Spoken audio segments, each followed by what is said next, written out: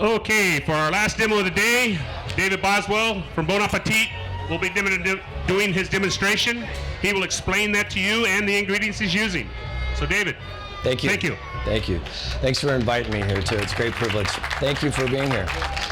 Okay, my name is David. I'm from Bon Appetit, specifically executive chef at Yahoo headquarters in Sunnyvale. And thanks for being here with me. A little bit about my history. I went to culinary school at Scottsdale Culinary Institute in Arizona, Cordon Bleu property.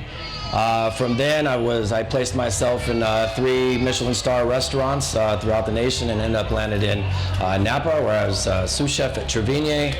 It was Michael Chiarello's flagship restaurant, and then from there, that opened up several doors for me. I went to Auberge du Soleil and was honored to study under Robert Curry and became sous chef, and eventually transferred to their private resort, Calistoga Ranch, in the top 100 inns of the world.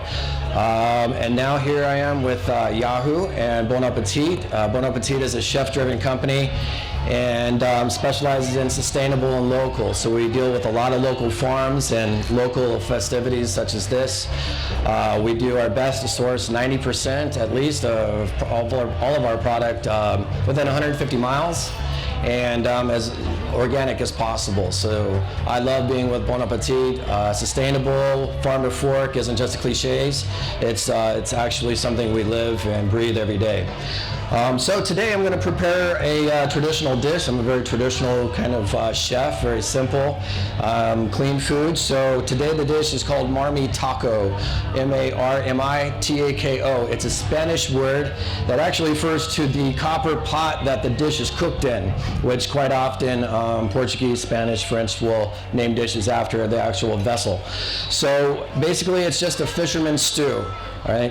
And so here's the first few ingredients. It's just a kind of a Spanish riff of cioppino, all right? So we're gonna start with some beautiful olive oil and saute some garlic. And I'm gonna do all the knife skills as I speak, so it's more interactive and fun. All of you seem like foodies, that's why you're here, but I'm gonna pretend like you don't know how to cook, and I'm gonna explain everything I'm doing, all right?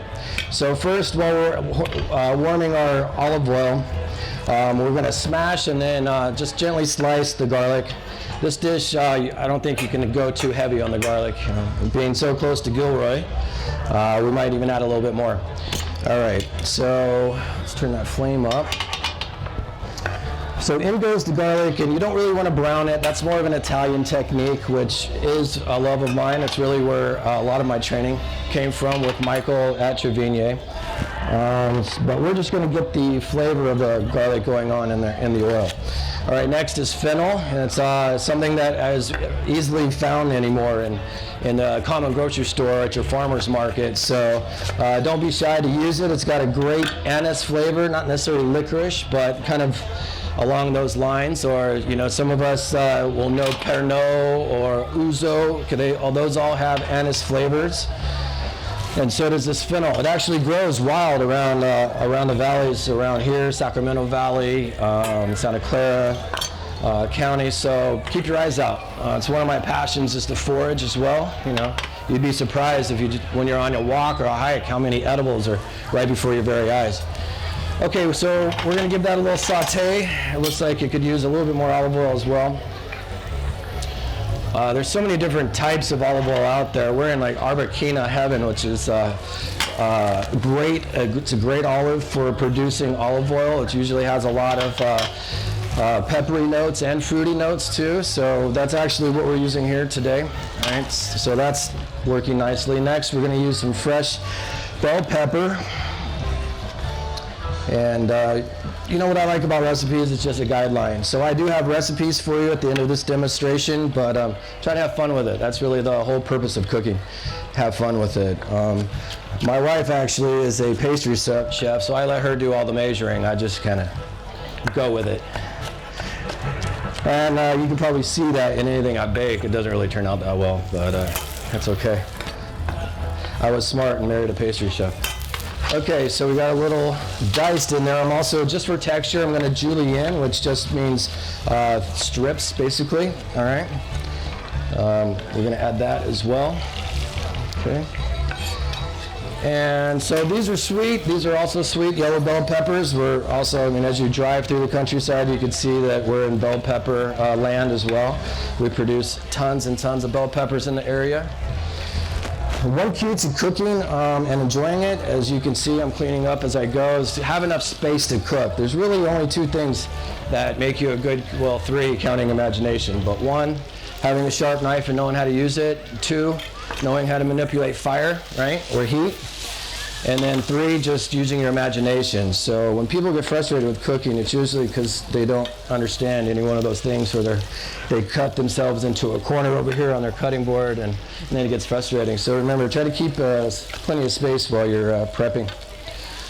Okay, so that's plenty of pepper for this dish. We're gonna move on. Okay. So again, no color. We got a little white onion here, or Spanish onion, which are red, you know. If you like it a little bit sweeter, Spanish onions have a tendency to be pretty sweet. All right, and then I'm just going to give it a quick little dice here. And again, I do come from classical French cookery, which I do appreciate. I have a love for. I was one of those hovers over plate at one time, but now I really like just to understand that have fun with it, you know. As long as everything's basically the same size and shape, you'll be all right as far as cooking times go. Okay, so we got a little onion in there.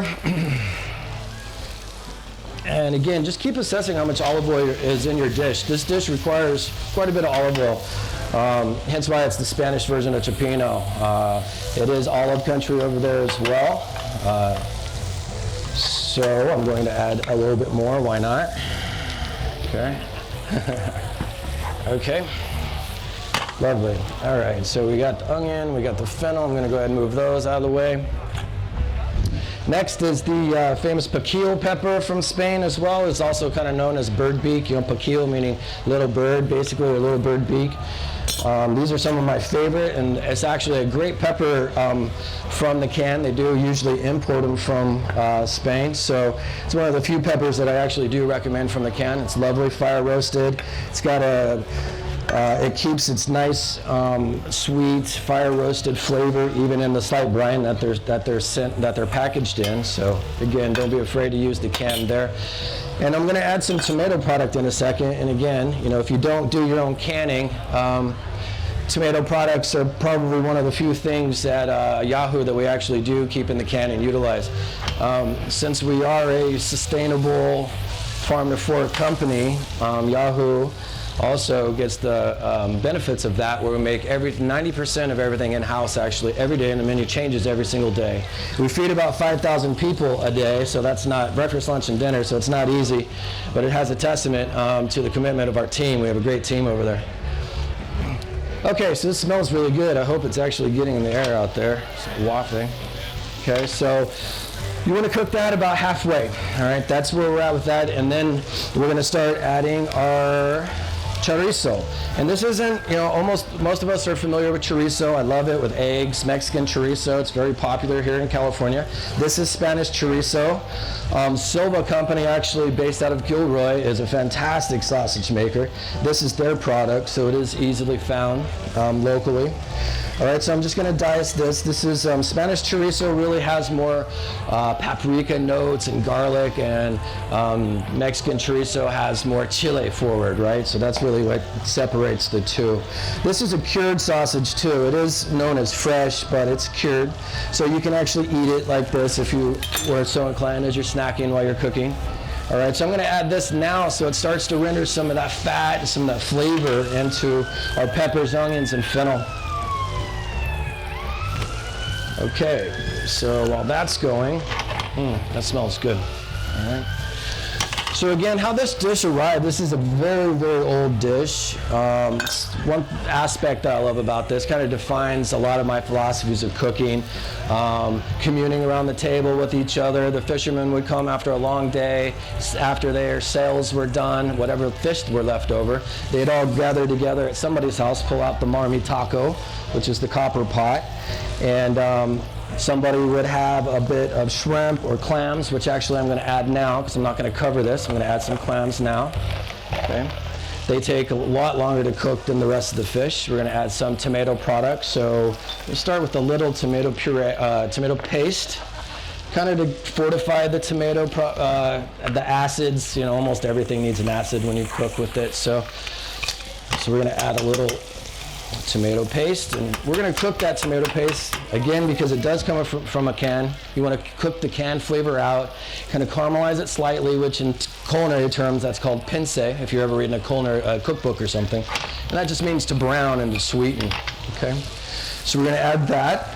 I'm going to deglaze with just a little bit of white wine, and again, this is up to you because how much or how little you want to use. I use about a half a cup maybe, and then I'll reduce that to about by half, about a quarter cup. All right, which also helps kind of emulsify your tomato paste in this sauce. So basically what we're building here is the sauce or the cioppino base, Spanish style, right? Okay, now's a good time to even kick it up a little bit further in the Spanish notes. We're going to add a little bit more paprika, Spanish paprika. There's a couple of different kinds of paprika out on the market, Spanish, Hungarian, they're both wonderful, smoked. We're just going to go with the traditional Spanish paprika. All right. This is looking nice already. All right. It's got a really good color. Now you can start smelling the wine in there. To help it be a little bit more liquidy and fortify the seafood flavor, add some clam juice. Okay, and even just chopped clams with the juice is even more fun, you know, because then you get a little bit more of the clam, not so much shell in there, a little bit easier to use, not so messy maybe. But hey, we're here to get messy sometimes, right? That's the fun of eating and cooking something like this. So all the guys would come back off their boats and share what little fish they have, clams. I also have some beautiful Monterey squid here from Monterey. What I'm adding now, just to give it that refinement, take it to the next level, is some saffron. Commercially available almost everywhere in small amounts. It is the most expensive spice out there, right? It's $65 or so an ounce. That's kind of expensive. But when you know what it takes to get this, each one of these threads, there's only 3 threads in each crocus flower, so imagine that, right? How many crocus flowers must be out there? It's kind of mind-blowing when you think about it. Okay, so that's looking lovely. It's nice and juicy. So right about now, I'm going to go ahead and add my tomato puree. This is actually more like ground tomato, actually. So I just take like whole canned tomatoes because you really get a better product, less juice, more tomato when you buy them by the whole. And then either chop them or grind them or buzz them in a blender or something just to make it more stewy. And you know, if you like it more chunky, then so be it. Again, I don't like too many rules while we're cooking. As long as it tastes good and looks good, then we're set. All right, that's really coming along nicely. Okay, so also in Spain, you know, we like a little caliente, a little heat, so a little chile or red pepper. You can omit that if you're not a spicy person, or add as much as little as possible. I added just a pinch. I like spice, my wife doesn't, so we kind of meet in the middle. All right. So that's looking good. Again, I'm on medium heat right about now. So shrimp, we're going to add that at the very end. We got our clams already in there. As you might be able to see, they're slowly opening up, which is exactly what we want. We don't want them open too early, but we definitely want them all to open. That's the key to clams and mussels, is that they open, right? That's how we know that they're fresh and edible. Okay, so here's some fresh calamari squid. I'm a proponent of trying to purchase most of your seafood either whole, or one, you get a better product that way, and 2, you can really know that it's as fresh as possible. So this is something that a lot of people haven't dealt with, is calamari, so I'm going to show you how to clean it. I'm right-handed, so I put the mantle at the top to my left. I'm just going to cut right above the eye, as it were, and then there's a little beak in there, and that's it. That's the tentacle. Super easy to clean. That's it. That's totally ready for either frying or in this case, our pot. And then I'm going to take the back of my knife and just run along the back, and that's the part that we necessarily might not want in there. Now, with that being said, different cultures do leave it in there. I have some Filipino friends that introduced me to leaving it in there, and it turns out to in this plump little, almost like it was stuffed with shrimp or something like that. So put it on the grill and try it sometime. That's what cooking's about, right? Is trying new things, and if you like it, awesome. If you don't, well, don't do it again. Okay, so it's that quick. Boom. I got it 2 cleaned in a matter of like 30 seconds, so you don't need to be intimidated of buying whole calamari anymore. You can see how quickly it's clean. And you want to make sure that you pull out that quill, which is like the little plastic part. It's basically their only spine or the hard portion of their entire body. Okay, so calamari has basically 2 rules when you cook it. Same with octopus. You're either going to go long time or short time. Okay, so if you go in between, then it's going to be really, really chewy. And so we're going to go short time with this. So I'm just going to give it a rustic 1, 2, 3. And that's it. And then that's going to be placed right by my shrimp. We're going to go in at the end and take the tentacles right there. That's lovely. All right, so I think right about now we've stewed everything once that it's all kind of macerating these beautiful flavors, these wonderful colors, right? So we definitely have enough juice. You can add more, a little wine if you needed to at this time. You know, just make sure you cook it out. So it doesn't have that raw wine flavor. Now we're going to add Olive Festival olives. So I have 3 different kinds. I'm in love with the olive, actually. There's so many different kinds, so many varieties, I should say, much like the grape. We here in the United States are only privy to a few, but these are lovely. These are called Pastel Beltranos. This is the actual color that comes off the tree. It looks unnatural, but it's actually natural. These are very buttery, all right? I know a lot of chefs use that word buttery and nutty for everything. It's kind of annoying, right? But these actually are very buttery because they have very high fat content, right? All right, so, you know, I'm slicing some. I'm going to leave some whole, right? Because, again, there's no rules here. We just like to have fun with it. And textures, right? Textures, flavors. We eat with our eyes first, right? Whenever we go to a restaurant. That's why service is so important for any of us that might be servers out there. Anyway, moving on from there. Okay, so load this thing up if you like with olives. Again, that's the, if you're in Spain or maybe here, that's the cheap part. The seafood is the expensive part, right? So don't be shy with the olives. And not only that, it's going to give it a nice flavor. What I'm putting in now are Spanish olives, you know, the typical martini olive with a pimento. We probably have had 2 or 3 of those in a drink once or twice. Okay, so again, some sliced, some whole. These are really briny, so check yourself on your seasoning, okay? As you notice, I haven't seasoned this at all because I have clam juice in there, I have some seafood going in there, I have some nice briny olives going in there. So I'm not probably going to need that much salt. With that being said, pepper is a major component, right? Let's not forget to season, and if you can, fresh ground, always, you know. Okay, so then I have some lovely Niçoise olives. You can use Kalamata, you know, whatever. Again, whatever you have in your cupboard or your pantry. So you might want to think about pitted, but I like non-pitted. You know, I'm not afraid to take a pit out of the mouth at the table, you know, as long as you do it with a little bit of grace, maybe. But, you know, for those who don't want to go through that, then pitted probably is the best way to go. All right? David, one quick break. I just got to make an announcement. Just to let you know, the mic's not on. Just to let you know, the VIP area is shutting down. The last pour is at 4:30. So if you have tickets, you need to get those glasses filled before 4:30. Thank you. Sorry, David. Oh, that's fine. If you need to go, I totally understand. I have recipes, so thank you for staying. I appreciate it. Okay, so what I just added was a little bit more clam juice it was getting a little bit thick, I think, you know, and again, that's my personal preference. I like it a little bit soupy, so as you see this baguette here, that's what I think is best served with. So this is so you can dip in, you know, stewy but soupy. But if you like it thicker, then again, we don't play by the rules here. Okay, so then today also, again, local as much as possible. So we have some beautiful red rock cod coming out of the Monterey Bay as well. Being with Bon Appetit, and particularly Yahoo, we have a lot of people knocking our doors. So I'm very, very lucky to get to play with the best fishermen, the best farmers that are very committed to their soil and the concept of sustainability. We as a company, we deal with Monterey Seafood Watch daily. We don't put anything on our menus that's on the red, and rarely will we even deal with fish that are on the yellow. So another reason why I'm proud to be associated with Bon Appetit. Okay, so thank you. All right, so now I'm adding my fish. Okay, so this is just gonna gently stew, and I'd say I'm probably like 4 or 5 minutes out. The only 2 components that I have left are shrimp, which takes literally like 30 seconds to cook, so I'm just gonna leave those over there. And now is a good time to throw my squid in, my calamari.